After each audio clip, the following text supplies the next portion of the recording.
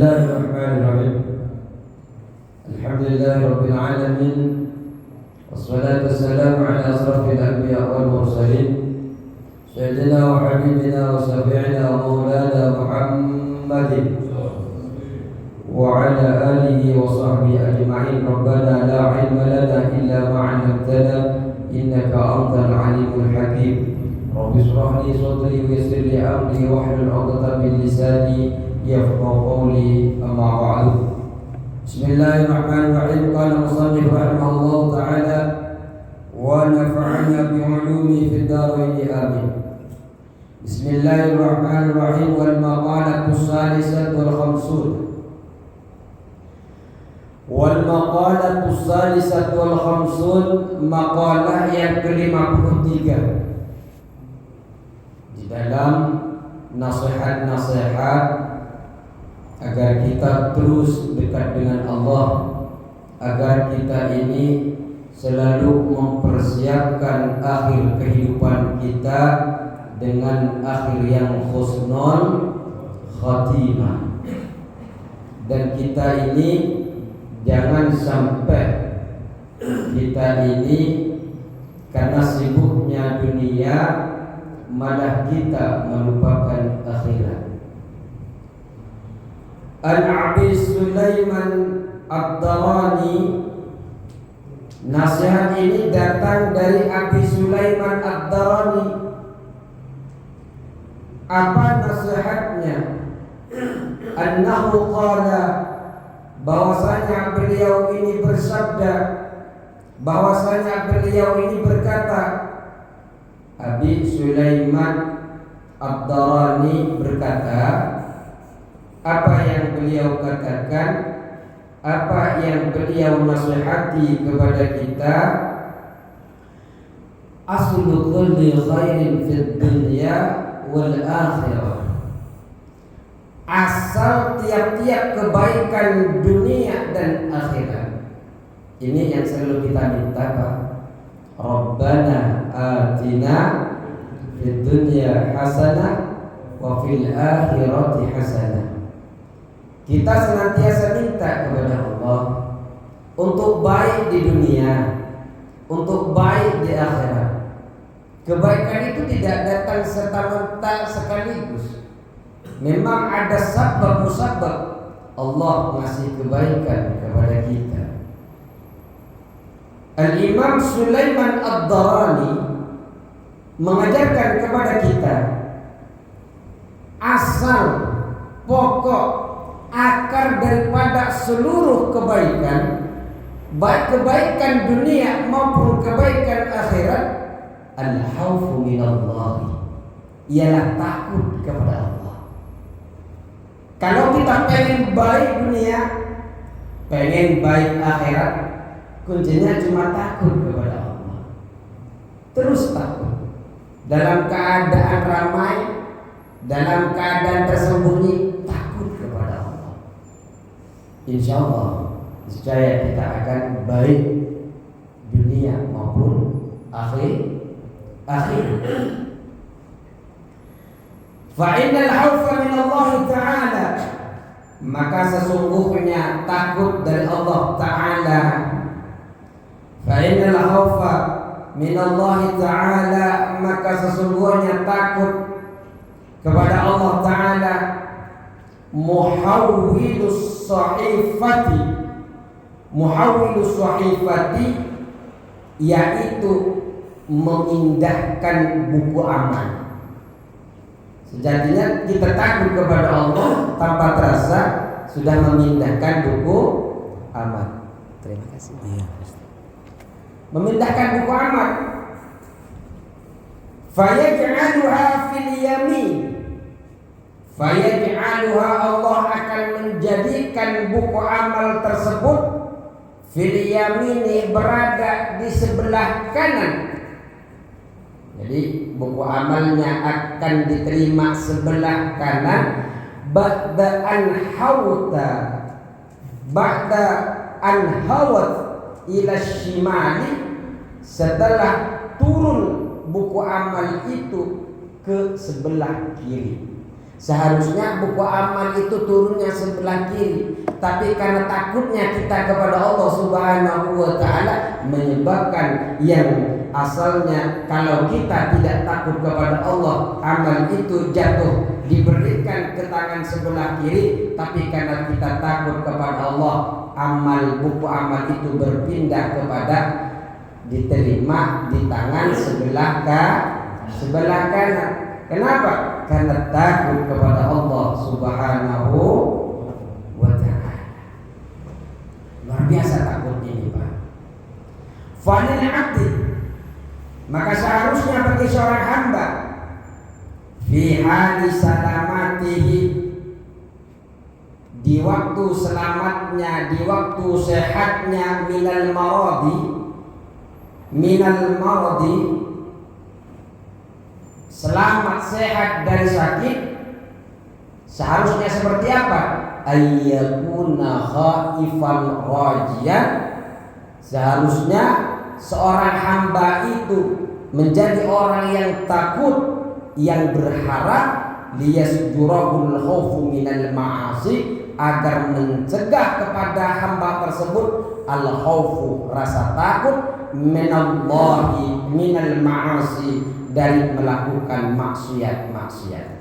Seharusnya bagi seorang hamba sebelum jatuhnya sakit, waktu selamatnya kita, waktu sehatnya kita, seharusnya kita menjadi orang yang takut, orang yang selalu berharap, yang mana rasa takut itu kemudian mencegah kepada kita dari melakukan maksiat.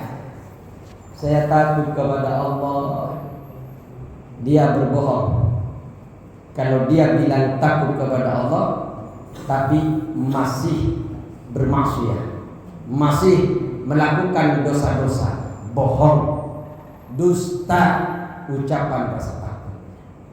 Kenapa?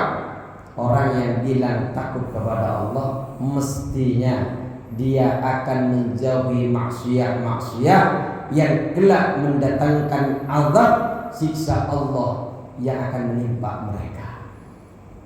Maka kalau kita mengatakan takut kepada Allah, ya seharusnya kita tinggalkan dosa.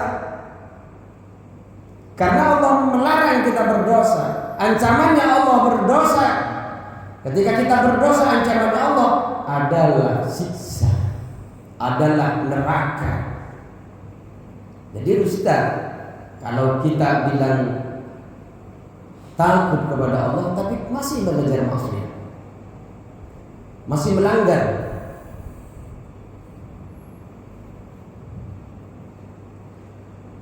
wa yab'asahu ar-raja'u 'ala ittisabil 'amali shalih, dan mendorong kepada hamba tersebut ar-raja'u, harapan, 'ala ittisabil 'amali, untuk memperoleh amal yang soleh. Ketika rasa takut ada, mencegah dia dari kepada maksiat, dan kemudian rasa harapan mendorong harapannya untuk selalu melaksanakan aktivitas amal soleh. Seharusnya begitu. Wa yab'asahu raja'u, harapan itu kemudian mendorong kepada dia, kepada hamba, untuk memperoleh amal soleh. Karena amal soleh nanti Pak, yang menyelamatkan kita amal soleh. Enggak tahu amal soleh yang mana. Kalau melihat di dalam tasawuf itu, tidak semua amal soleh diterima oleh Allah. Makanya kita selalu berdoa, Allahumma na'udzubika min 'ilmin la yanfa' wa qalbin la yas'a wa 'amalin la yunfa' wa du'ain la yusma'. Ya Allah, aku berlindung kepadamu dari ilmu yang tidak bermanfaat, dari hati yang tidak khusyuk. Aku berlindung kepadamu dari amal yang tidak kau terima, dari doa yang kau tidak dengar. Karena tidak semua doa diterima, didengar. Tidak semua amal masuk kepada sisi Allah Subhanahu wa ta'ala. Walaupun sebenarnya kita ini ada amal yang dilaporkan harian, pagi sore, ada yang dilaporkan mingguan, ada yang dilaporkan bulanan dan tahunan di bulan Sya'ban itu. Dan dari segenap amal itu banyak perkara-perkara yang kemudian amal-amal itu tidak diterima di sisi Allah Subhanahu wa taala. Maka perbanyak amal, terus berbanyak. Karena kita tidak tahu amal yang mana yang akan diterima Allah. Makanya kita ini falasi, Pak. Hari demi hari ini falasi terus. Apakah kita ini menghadapkan ajal sudah memiliki bekal atau tidak? Itu terus kita ketika wafat persiapkan wafat kita dalam wafat husnul khatimah. Ketika mau tidur kita usahakan kita dalam keadaan suci, usahakan kita dalam keadaan istighfar. Barangkali malam itu adalah malam terakhir kepada kita. Terus begitu. Kalau memang kita terbangun, maka ingatlah bahwa tidur itu adalah contoh kecil bahwa kita kelak akan tidur selamanya. Dan teruslah ingat bahwa kita akan mati. Dan ya karena pelajaran kita mempersiapkan amal harus bagaimana, harus sering-sering ingat. Sering-sering ingat. Ingat akan kematian. Wa ibadatul raji dan adapun ibadahnya orang yang berharap. Afdalu, yaitu lebih utama. Kalau kita ibadah karena selalu berharap kepada Allah, itu lebih utama. Lighalabati mahabbatillahi fihi, karena mendominasinya rasa cinta kepada Allah di dalam harapan itu. Fauqal khaifi, melebihi kepada rasa takut. Karena ibadah kita ini ada ibadah yang karena kita takut kepada Allah, ada memang karena kita senang berharap ada tambahan pahala. Contoh, panjenengan itu sholat wajib itu Pak, banyak yang sholat itu karena memang kita takut disiksa Allah. Kita bayar zakat fitrah, zakat mal, kita karena takut. Banyak takut ketika nggak bayar hartanya hilang. Banyak yang takut malah harta itu menyebabkan kita jadi siksa. Itu kan kata-kata takut. Sehingga kita puasa Ramadan, kita sholat fardu, kita zakat fitrah, zakat mal dibayar. Kenapa? Takut disiksa Allah. Takut disiksa di dunia, takut anak-anaknya disiksa di dunia, takut pula disiksa di akhirat. Rata-rata kita sholat itu takut kepada Allah. Tapi orang yang sholat sunnah itu rata-rata mereka karena senang pengen memperbanyak amal soleh. Makanya dalam kitab Maraqil Ubudiyah dikatakan, tidaklah dekat kepadaku kalau hanya melakukan yang fardu-fardu saja. Yang bisa mendekatkan kepadaku ketika dia melakukan fardu kemudian ditambahkan dengan amal-amal sunnah. Kenapa? Karena orang yang beramal sunnah itu mestinya dia itu mengerjakan karena penuh harapan, penuh cinta kepada Allah Subhanahu wa taala. Ya, kalau kita tidak cinta kepada Allah, tidak memperbanyak amal seumpamanya, kan kita tidak disiksa, Pak. Dengan tidak melakukan sunnah kan tidak disiksa.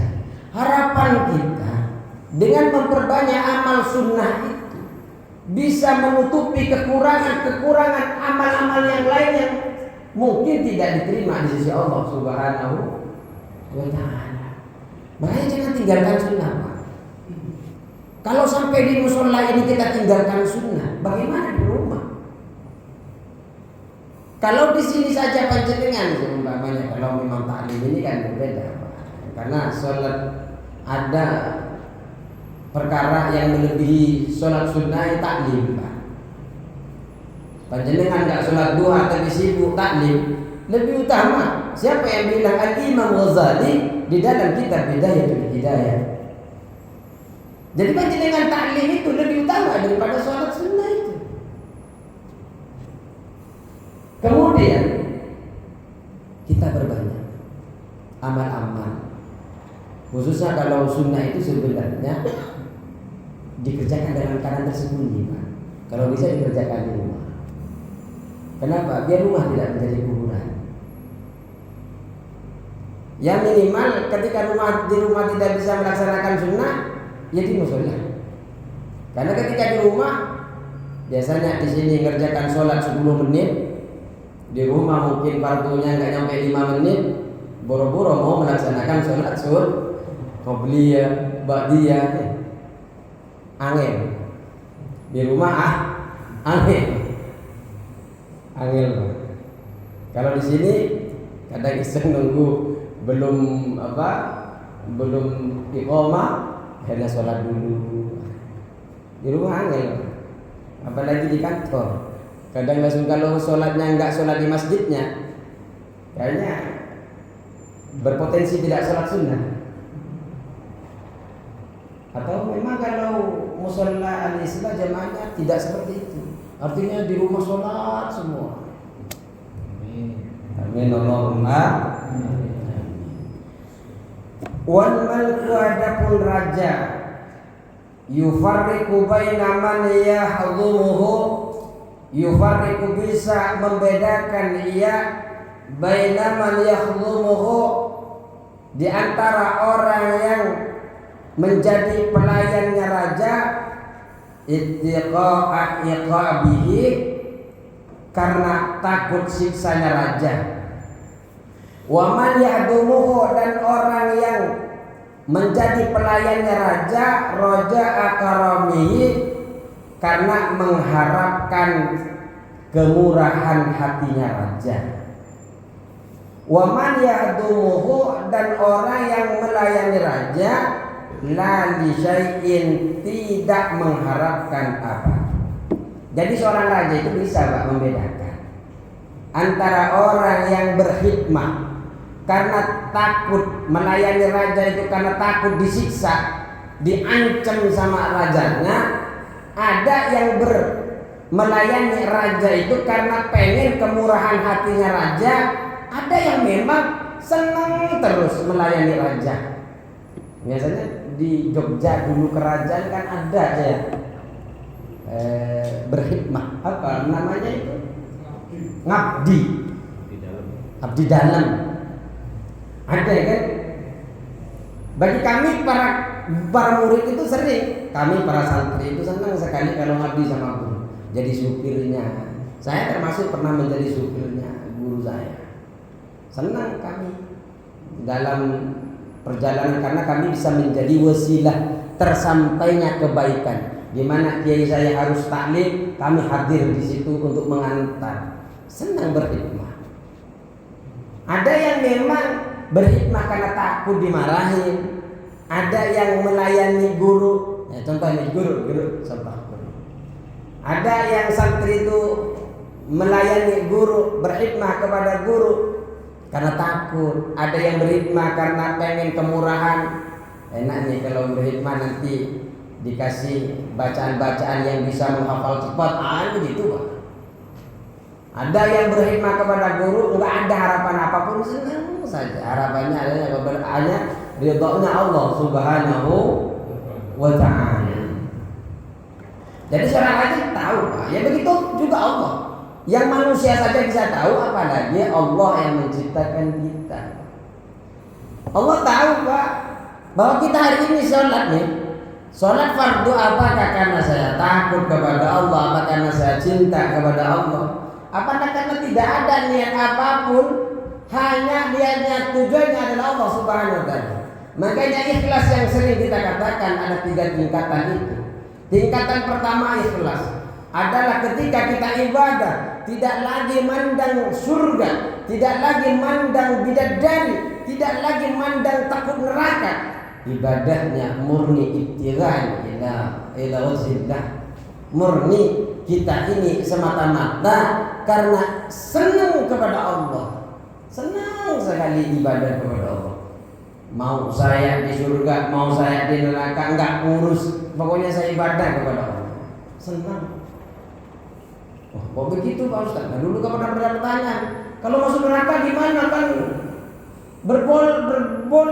Berbeda dengan apa namanya? Dengan agama yang menganjurkan, yang menyuruh kita untuk masuk surga. Bagaimana kita ridho di dalam tasawuf kan sering. Sampai ketika kita masuk neraka pun kalau Allah ridho kita terima. Apakah kita tidak hancur? Tidak hancur Pak kalau Allah ridho. Buktinya apa? Kalajengking Pak, ular Pak. Ya kalau dia hancur karena kena api, ya nggak bisa nyiksa, nggak bisa gigit. Ya, makanya dimanapun kalau Allah ridho senang kita Pak. Makanya di dalam surga itu ada yang paling tinggi, yang paling mulia daripada surga adalah ridhonya Allah Subhanahu. Itu lebih nikmat. Kita sudah masuk surga itu saja nikmat. Tapi ada yang lebih nikmat lagi adalah ridhonya Allah karena kita bisa masuk surga karena ridhonya. Terus yang kedua adalah nasihat Abi Sulaiman Ad-Darani wa miftahud dunya. Adapun kuncinya dunia nih, kalau panjenengan pengen nikmati dunia, kuncinya ini Pak. Apa kuncinya? Asyab'u, kenyang, makan yang banyak, kenyang makan kenyang. Asyab'u, kenyang itu kunci nikmat. Makanya kalau panjenengan udah kenyang jadi mantu enak tidur. Kalau pengen hidup enak dunia, banyakin makan. Niscaya tenang hidupnya. Punya masalah kalau sudah kenyang untuk mikirin nanti setelah bangun.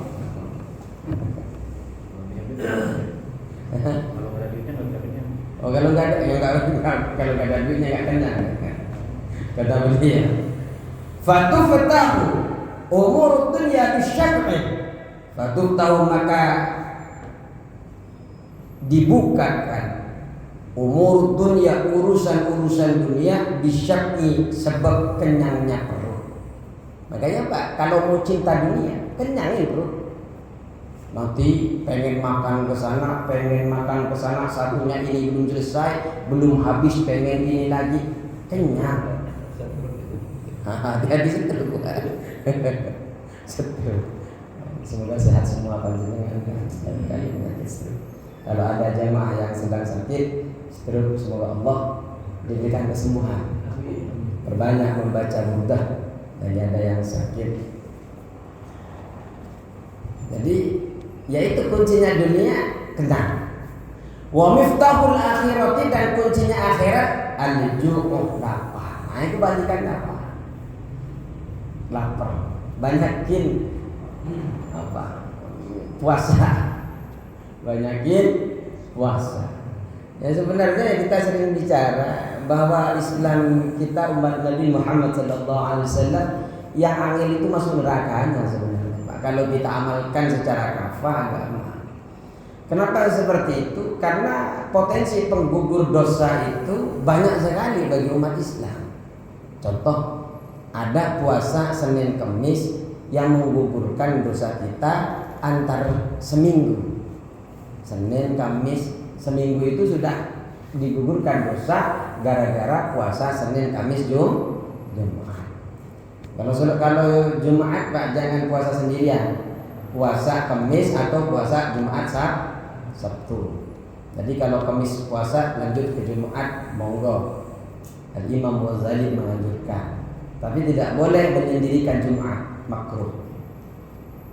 Kemudian ada bulanan Pak. Bulanan itu panjenengan puasa awal bulan, puasa pertengahan bulan Yaumul Ba'd 13, 14, 15. Kemudian puasa akhir bulan, walaupun tidak semua ya. Puasa akhir bulan itu bisa kita lakukan. Contoh di bulan Sya'ban, Yaumul Syak itu malah bisa berpotensi haram. Itu hari-hari biasa itu dianjurkan. Puasa petang, puasa gelap. Karena kalau sudah 27, 28 bulan sudah mulai gelap. Kalau Yaumul Ba'd hari putih 13, 14, 15 sudah mulai gerhana bulan. 27, 28, 29, 1, 2, 3 sudah mulai gelap sudah muncul dikit-dikit bulan.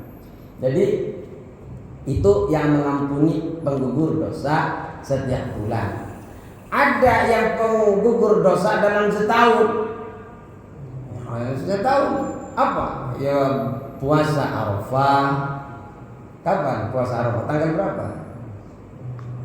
Arafah 9 Dzulhijjah. Dari 1 sampai 9 Dzulhijjah. Terus puasa Asyura. Berapa kan Asyura? 10 bulan Muharram. Nabi Muhammad SAW Islam menganjurkan, tapi Rasulullah nggak sempat berpuasa. Tapi ditanya sahabat, puasa Asyura ini kan puasanya orang Yahudi. Nah, makanya beliau mengatakan kalau puasa berikutnya akan puasa di tanggal 9 sama 10. Kalau nggak bisa 9, 10, 11. Untuk apa? Menghindari agar tidak sama dengan ibadahnya orang non-Islam. Kemudian apa lagi? Bulan Rajab, bulan Sya'ban, apa lagi? Bulan Hurum, 4 bulan, Muharram, Dzulqa'dah, Dzulhijjah, Muharram, dan bulan Rajab. Ini akan menghapus dalam setahun. Jadi sebulan ada dihapus, sebulan ada, setahun ada. Belum lagi seperti sekarang, panjenengan tidak pulang di rumah, tidak pulang ke rumah, kita melakukan taklim. Di antaranya panjenengan kan ada di dalam niatnya hati untuk menunggu sholat menunggu sholat. Setelah sholat itu juga kafarat, penggugur daripada dosa. Makanya banyak sekali penggugur. Cuma ya karena mungkin kebanyakan kita kenyang urusan perut, akhirnya walaupun sebanyak apapun kita digugurkan dosa-dosanya, akhirnya banyak kan dosanya kita. Sampai ada orang mengatakan, kalau saya urusan perut dulu. Ada yang seperti itu, Pak. Dajjal belum turun sudah mau urusan perut. Tadi kata Ustaz, jika kalau perutnya nggak kenyang, nggak konsen, nggak khusus sholatnya. Tapi memang Pak, kita di dalam beragama bukan disuruh menghindar kekayaan. Silahkan kaya, silahkan kerja keras. Karena dengan kerja keras panjenengan bisa ibadah yang layak. Ya diantaranya menyempurnakan rukun Islam yang ke-5. Ya syaratnya harus mampu, harus mampu, man istata'a ilaihi sabila. Terus fatuftahu umurul akhirati bil ju'i. Fatuftahu maka dibuka umurul akhirati, urusan-urusan akhirat bil ju'i dengan lapar. Akhirnya panjenengan yang ketika kenyang lalai, Pak, pas ketika lapar, ketika nggak punya duit, ngelihat anak mau berangkat sekolah nggak bisa nyanguni, keluar air mata, Pak. Setelah keluar mata, ya Allah, sedih. Akhirnya mengucapkan Allah, ya Allah mudahkan kami, mudah. Akhirnya ingat kepada Allah. Pas lagi makan enak, Bismillah saja lupa. Makanya jangan sampai Allah ingatkan dengan cara lapar. Mumpung kaya, jangan sampai diingatkan sampai dibangkrutkan oleh Allah Subhanahu wa ta'ala. Saya yakin kalau jamaah al-Islam karena suka ngaji, ya tidak lupa kepada Allah Subhanahu wa ta'ala. Insyaallah akan selalu berkontribusi baik dalam keadaan lapang maupun dalam keadaan alladzina yunfiquna fis sarra'i wad-dharra. Karena kita termasuk muttaqin, orang yang takwa. Wal maqalatur rabi'atul wal khamsunah. Makalah yang ke-54, kila dikatakan al-ibadatu, adapun beribadah itu lillahi ta'ala, kepada Allah Ta'ala, hirfatun, ialah suatu pekerjaan. Sejatinya Pak, ibadah kepada Allah itu kerjaan. Maksabun min kulli jihatin, maksabun sumber kelancaran, sumber keuntungan, min kulli jihatin, dari segala arah. Nah, ini kalau pengen lancar rezekinya, jangan hanya kerja, ibadah kepada Allah Subhanahu. Makanya ada di dalam kitab itu Pak, kalau pengen rezekinya lancar, rezekinya berkah, rezekinya tidak mau ditunda-tunda, jangan biasakan nunda-nunda sholat pagi.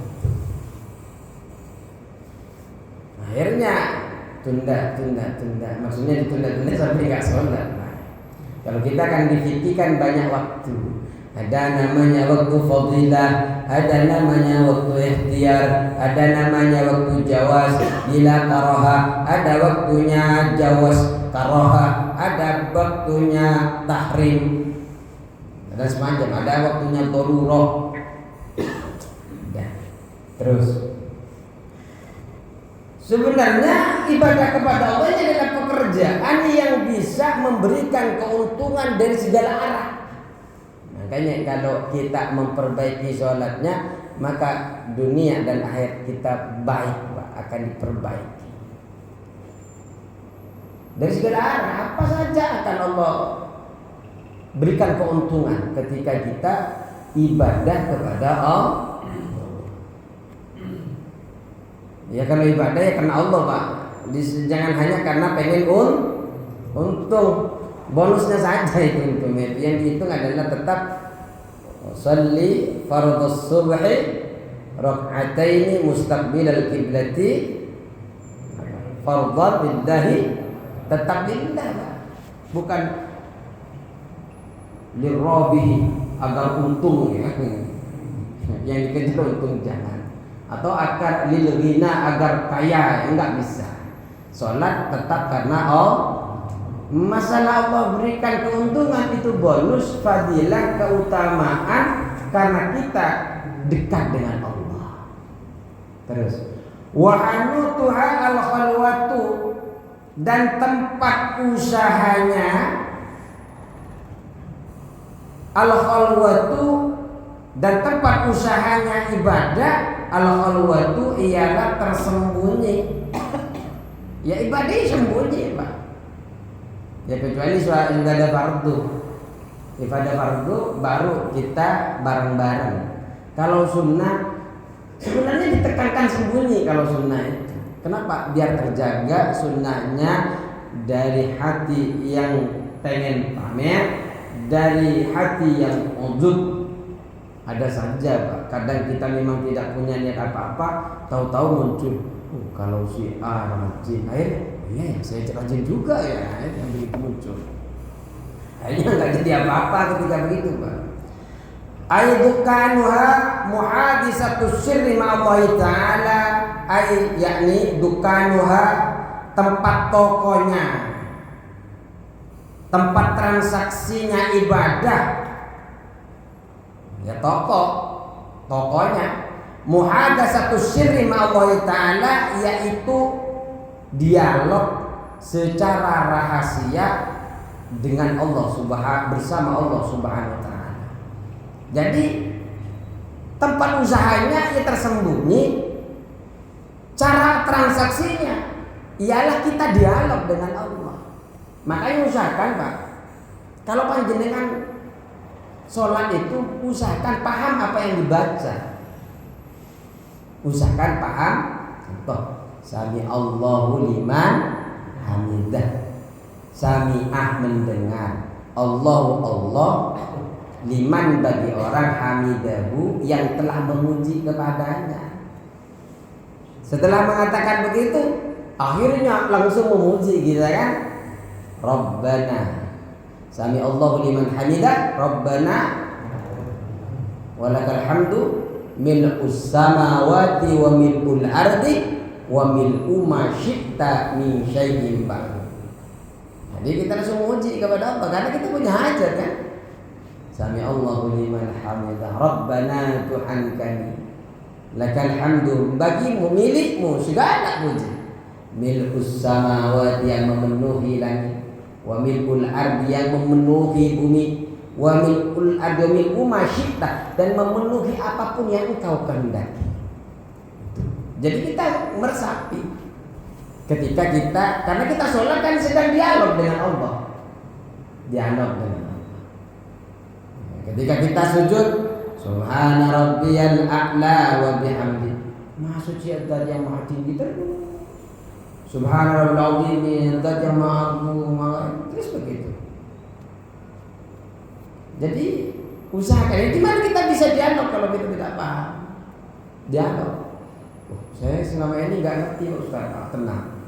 Banyak bacaan-bacaan yang bisa terjemahan-terjemahannya. Kalau masih kurang paham silakan tanya kepada IKM atau kepada beliau-beliau yang megang kitab ini. Langsung tanya bacaan-bacaannya. Biar tapi kasih waktu sama beliau. Jangan langsung dijawab karena beliau kan sibuk. Terus haitsu la ahada, sekiranya tidak ada seorang pun yang melihatnya. Lihatlah ahada, tidak ada, tidak tampak seseorang pun. La ada, tidak ditampakkan kepada seseorang pun. Artinya tidak ada satu orang pun yang melihat kita ibadah. Tidak ada seorang pun kita dialog dengan Allah Subhanahu wa taala yang mengetahui.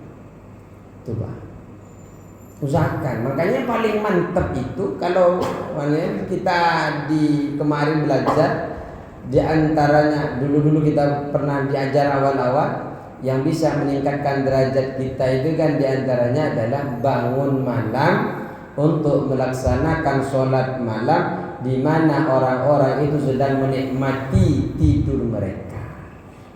Disitulah kita bisa berdialog dengan Allah. Kalau memang pun panjenengan tidak paham sama arti sholat yang panjenengan, minimal dialogkan permasalahan panjenengan, urusan dunianya, urusan anaknya. Oh, anak saya sukses Pak. Bukan masalah sukses Pak, secara dunia mungkin sukses, tapi bagaimana terus iman dan Islamnya. Hanya kematian yang memisahkan. Jangan sampai keluar. Karena betapa banyak orang tuanya wafat, anaknya kemudian berpindah agama. Nauzubillah min dzalik. Wa rasumaliha at-taqwa. Wa rasumaliha dan modal utama ibadah at-taqwa ialah takwa. Makanya kita takwa itu apa? Takwa itu intisalu awamirillah wa jitinabu nawahihi. Melaksanakan segala perintahnya Allah dan menjauhi larangannya Allah. Ini sudah takwa. Makanya yang wasyari'u ila maghfiratin min rabbi wa jannatin arduha samawati wal ard uiddat lil muttaqin. Karena takwa itu disuruh segera minta ampunan kepada Allah, kemudian Allah akan berikan balasannya berupa surga. So, disuruh kejar surga, minta ampunan kepada Allah, kepada Tuhannya. Kemudian surga itu seluas langit dan bumi yang kemudian disiapkan bagi orang-orang yang takwa. Siapa orang takwa? Yang kita sebutkan tadi itu. Alladzina yunfikuna fis sarra'i wad dharra. Ini sudah Isa. Alladzina yunfikuna fis sarra'i wad dharra'i.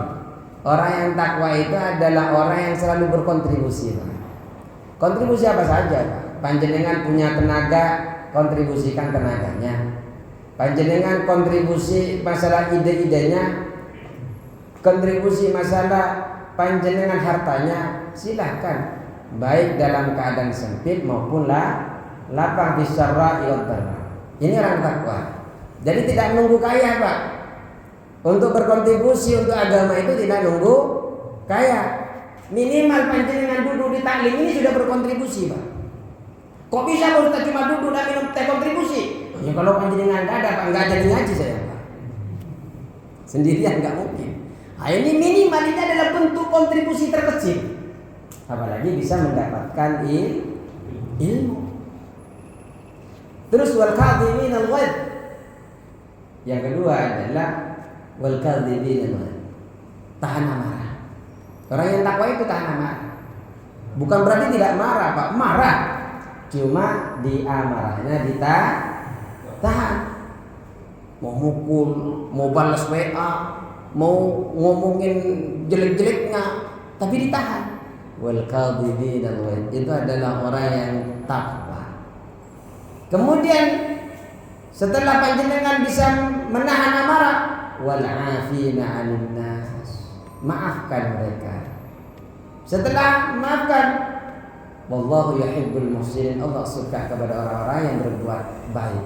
Artinya Al-Quran itu ingin mengatakan kepada kita, teruslah berkontribusi, teruslah menahan amarah, lanjutkan kepada memaafkan, lanjutkan lagi terus walaupun kau didolimi, teruslah berbuat baik.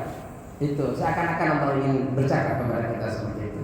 Terus aslu halil ibadati, adapun asal keadaan ibadah, asal pondasi akar atau pondasi dasar keadaan ibadah itu siyanatun nafsi, yaitu menjaga diri amma tastahiqu bihi al-uqubatu, amma dari apa tastahiqu yang berhak bihi dengannya al-uqubatu siksa, mendapatkan siksa, min fi'lin aw tarkin, dari pekerjaan atau perbuatan atau melakukan, meninggalkan.